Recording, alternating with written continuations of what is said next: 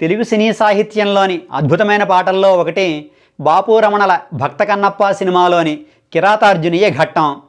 పాశుపతాస్త్రం కోసం అర్జునుడు ఘోరమైన తపస్సు చేస్తుంటాడు.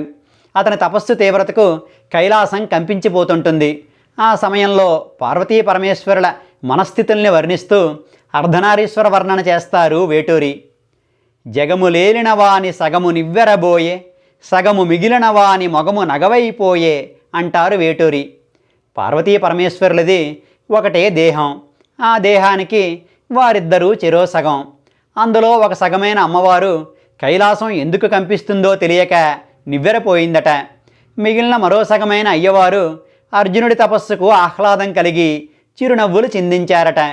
అంటే ఒకే ముఖంలో సగభాగం విస్తుబోతే మరో సగం విచ్చుకుందన్నమాట. ఇది వేటూరు వారు చేసినటువంటి అర్ధనారీశ్వర దర్శనం.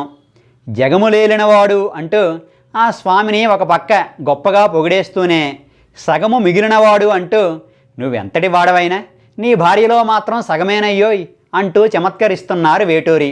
ఇక్కడే కాదు, రాధాగోపాలం సినిమాలో శతమానం భవతి పాటలో కూడా అర్ధనారీశ్వరుల గురించి చెబుతూ ఒక ఒంట్లోనే కాపురమున్న శివుడు పార్వతి అంటారు వేటూరి. దంపతులు ఒక ఇంట్లో కాపురం ఉండడం సహజం, కానీ ఈ ఆది దంపతులు మాత్రం ఒక ఒంట్లోనే కాపురం ఉంటున్నారట. అర్ధనారీశ్వర తత్వాన్ని ఇంత ఉదాత్తంగా వర్ణించగలగడం ఒక్క వేటూరి గారికే సాధ్యం.